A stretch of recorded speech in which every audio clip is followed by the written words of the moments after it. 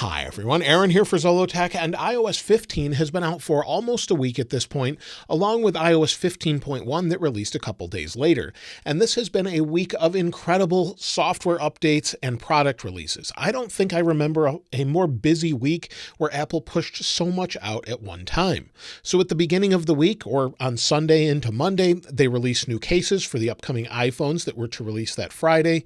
Then they released iOS 15, along with watchOS 8, iPadOS 15, tvOS 15, HomePodOS 15, and then they released beta 1 versions of almost every single one of those same things, a macOS Monterey update to a new beta, and then later in the week released iPhone 13, 13 mini, 13 Pro, and 13 Pro Max that I have here, along with iPad, the 9th generation iPad, and iPad mini.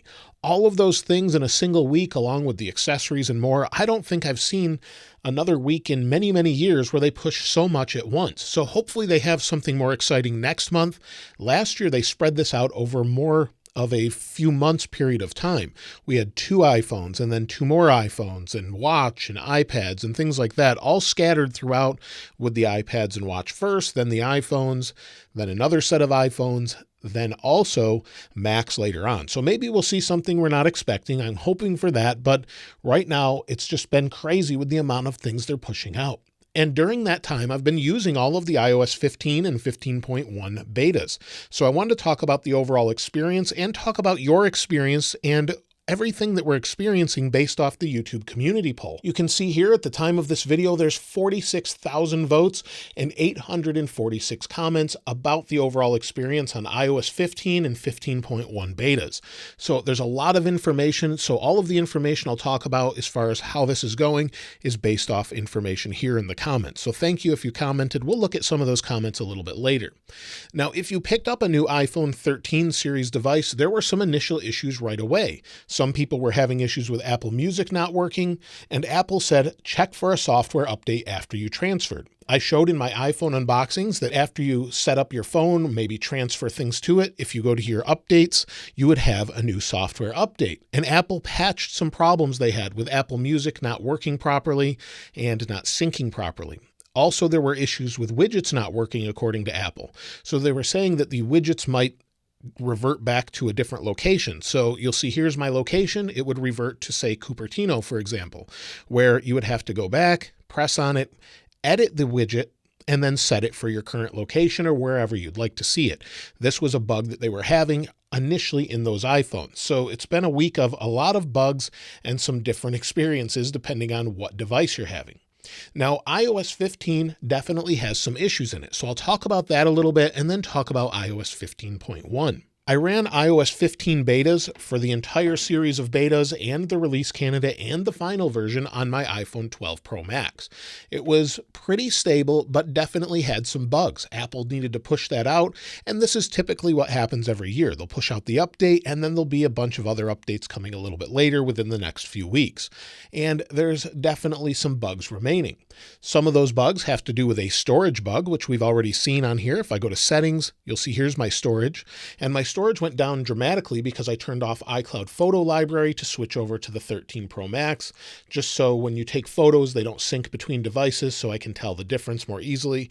But as you can see, I'm using more data than that, and this is already reporting incorrectly. It's saying I'm using 2 gigabytes of 256. However, I can save 38 gigabytes. I also have Telegram using 10 gigabytes. So I definitely am using more than 2 gigabytes. So there's odd storage bugs in iOS 15 and even 15.1. They haven't fixed that yet. And if you're on the beta, make sure to report those in feedback, as feedback will definitely help. But I did run the regular version on the 12 Pro Max for a little while. Other people are saying that there's touch responsive issues. I've noticed this in 15.1 as well. There's touch responsive issues where I'd go into YouTube, tap on a video, and it just wouldn't work. It wouldn't open. I can try over and over. So on my channel, you can see this is a comparison I did of all the phones that were available at early 2021. If you tap on it, sometimes it just wouldn't do anything. I could tap over and over and over, and it just wouldn't do anything. I could close the app out, start over again, and sometimes it would work. I still have that issue in 15.1. There's other touch responsiveness issues that people are having. Also, some have had their phones reboot randomly on iOS 15. People have had that happen. Apps crash, apps freezing, multitask switching, lagging. So when you go into multitasking, whether you're swiping away something or just going into it, it would lag overall. I haven't had that issue, but quite a few people have. Also, widgets still seem to be having issues where they're just going blank. So that's an issue. And then CarPlay continues to be an issue as well. A lot of people said the betas were fine, but then CarPlay just wouldn't work right when they did the public release. So there's definitely some odd issues. Now, as far as iOS 15.1 bugs, there's definitely some issues there. It is much more stable, according to most people as well, in that YouTube community poll. But other than the touch issue I mentioned before, there's been another issue for me with notifications. So if I go into my photos, I took a screenshot, and you can see here I have some overlapping notifications. Other people are not getting notifications pushed from email, and there's just some odd issues in general from notifications and just push information with notifications and email and more. So there's definitely issues not only in iOS 15, but 15.1. However, 15.1 seems to be much more stable according to most people. Not only that, but battery life seems to be better. So let me show you the battery life between 15 and 15.1, and I'll give you my initial battery impressions on the 13 Pro Max here in a moment. But if we go to my settings, and we'll go back to battery on my 12 Pro Max, battery health is now at 94%. It hasn't budged since about beta 6 or so, and the betas don't affect that, but I've talked about that before at length. But if we go over the last 10 days, you can kind of see the shift here when we went to iOS 15.1. So last Sunday or Saturday, we were on iOS 15, and I only had 2 hours and 19 minutes of screen on time, 3 hours and 12 minutes of screen off time. And then the next day, I used about 75% of my battery and only had 3 hours and 4 minutes of screen on time, 3 hours and 8 minutes of screen off time. As we go into iOS 15.1, you'll see that I'm getting a lot of screen on time, but much less usage. So 3 hours and 11 minutes and 7 hours and 48 minutes of screen off time.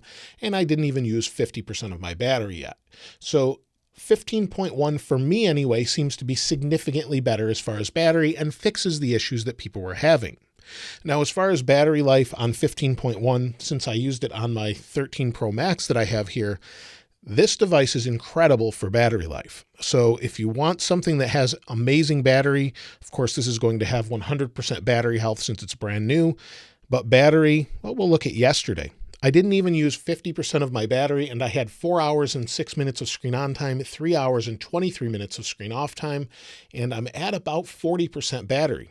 Today, I've used it a lot for the camera. You'll see I'm at 5 hours and 30 minutes of screen on time, 2 hours and 3 minutes of screen off time. I've used it for video and for photos and been on the lock screen a lot and just doing a lot of different things. And it's really, really good. I have put it in my car to charge as driving from, say, one place to another that's about 5 or 10 minutes away, but we're still way above 70%. In fact, I haven't seen this drop below I think 70% yet in the past few days that I've been using it. I did have it a little bit early, so I've had this for about, well, you can see 3 days since Thursday. I've been using it full time, but I started turning it on sometime around Wednesday or so. So it seems to be an incredible device for battery. Of course, I'm still working on my full review because I like to give a full week to give you an honest impression of the device, and then I'll try a different one, maybe the smaller phone. Now, I did want to share battery life from someone else since they're using a different phone and have different apps that they use. Abhishek on Instagram shared this with me, and you can see this is from an 11 Pro Max, and the day that he sent here is 3 hours and 58 minutes of screen on time, 15 minutes of screen off time, and he used about 50% of his battery. So he should be getting about 8 hours on iOS 15.1. It's going to vary depending on what device you're using, of course, but it really is going to vary. Of course, on an early beta, typically battery is not great, so I'm hoping we see a big improvement there. Now, there are a lot of good things about all of the other updates, all of the features and more, and it seems to be stable overall for most. Again, as I said in other videos, if you're having problems with stability overall, go into your settings and consider going to general going down to transfer or reset iPhone, and then reset all settings. This will not wipe the phone, but will reset settings such as your Wi-Fi settings, Bluetooth, and more. It is a big pain, but it fixed a lot of issues I was having without fully having to re-wipe the phone and start from scratch.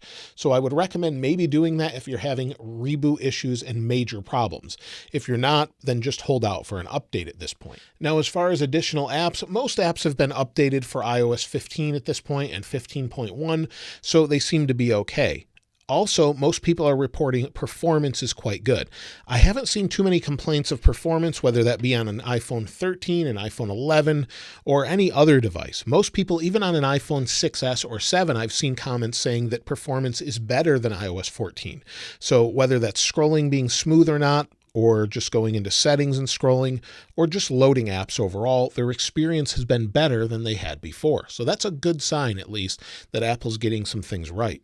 Now, as far as the iPad is concerned, I'm using iPadOS 15.1 on my 12.9-inch iPad Pro, and the experience has been pretty good. I've had that odd touch bug from time to time that I showed you on the iPhone, just trying to open a video, but other than that, it's been good. My widgets are not updating in real time. Sometimes they are, sometimes they aren't, but other times they'll be accurate, and then sometimes they won't. You go into the widget and then it will update. That's something that Apple will have to fix. But every other thing seems to be working really well on my iPad. I haven't even checked battery life, but battery life has been okay. We'll give it just a moment. I did charge it to 100%, well, at 2:06 p.m. today. So it hasn't had much screen time today, but it's had, well, I guess it has. It says it has 5 hours and 1 minute of screen time, and I'm at 85% charge, but that's in the last 24 hours with charging it. But in general, I'm getting about 8 hours of screen on time with the iPad, which is what you would expect. So my experience has been pretty solid with that overall. Now, as far as other updates, iOS 15.0.1, maybe we'll see something like that before iOS 15.1, but last year they released iOS 14.1 pretty quickly after 14 was released, within a couple weeks. We didn't have a big chance to use it for some time. It just was released very quickly. So we could see a very fast release from Apple on iOS 15.1 to fix those initial bugs. So it's possible we could see it soon, but we'll know if we get a beta either this coming week or the following week. Typically with early betas, we're on a bi-weekly cycle and then they'll switch. But this could change dramatically this year as Apple has been changing the way they do things with updates. So it's possible we see an update this week, although generally it would be the following week. But if we follow what we did last year, we could have a final release as well to the public. So we'll just have to wait and see. There's been no information from Apple that said one way or the other. So we'll just have to wait and see what they do as far as that goes. Now, as far as should you install iOS 15 or 15.1 if you haven't already? Well, I would say for most people, they're both pretty solid. I don't generally recommend going to betas if you have critical information you need to do from your phone, whether that be apps or something else that you depend on. I typically recommend staying away from early betas, although 15.1 does seem to be fairly stable. iOS 15 seems to be okay for the most part and for most people, but some people have poor experiences with it. So it's one of those things where it depends on how critical your phone is to doing specific things. I've had no problems with it personally, and I have no issues just using it regularly on my daily phone that I use every day. So I would recommend it if you haven't installed it just for the security updates and additional features. But you could wait until 15.1 is released if you really want to have things stable. Now, as far as the YouTube community poll, let's take a look at that. And in the community poll, like I said earlier, we have a ton of votes. So this is always incredible to me. So let me refresh this. So we're at 47,000 votes, 851 comments in about a day or so. So this is super helpful to all of us to understand what it's like. I've read a bunch of these comments. There's so many. I have not read every single one of them, but you'll see 74% of you are on iOS 15, 9% are on iOS 15.1, 9% of you haven't updated yet, 1% of you are using older versions on iOS 13 or 12 or older, and 7% are on Android. If we take a look at some of the comments, we'll go through about 5 or 10 of these or so. but we'll go through and see if there's any good ones just randomly here. Waldo says, since I installed iOS 15 on my iPhone 12 Pro Max, battery life is great. With the new focus function, I set about 2 hours to do not receive notifications. That helps to save battery. Today, I took my phone from 8 a.m.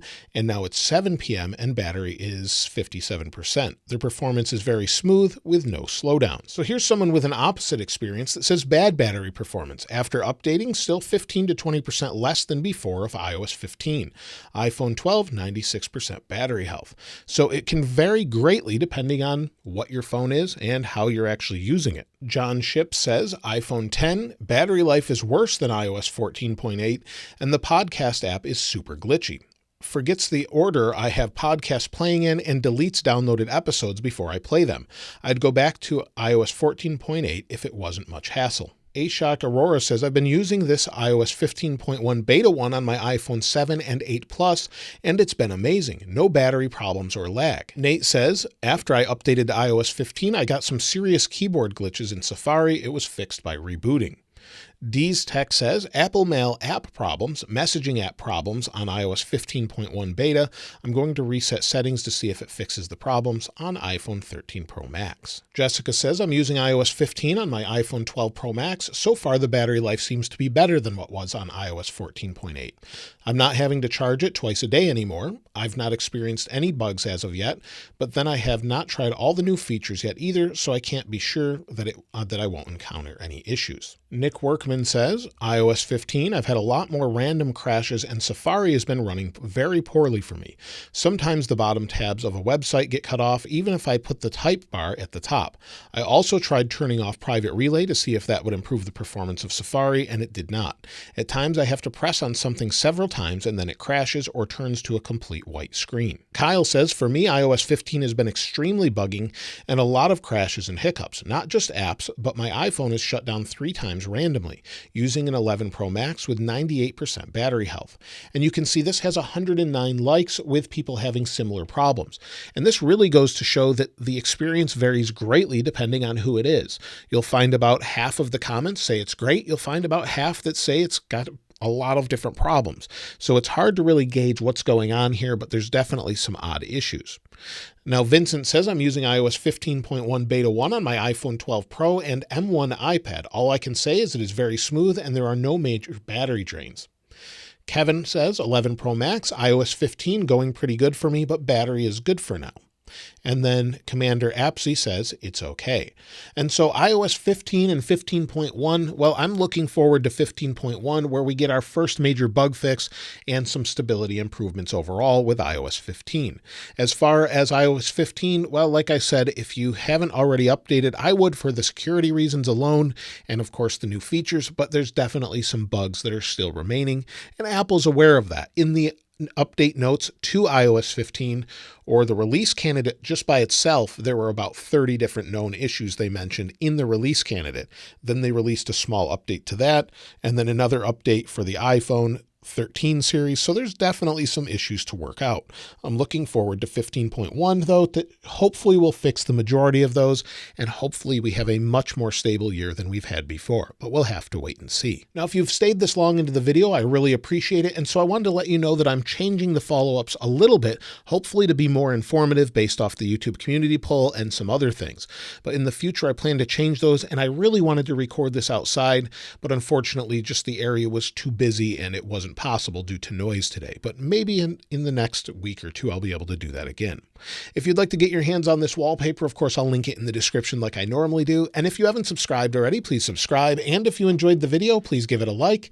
As always, thanks for watching. This is Aaron. I'll see you next time.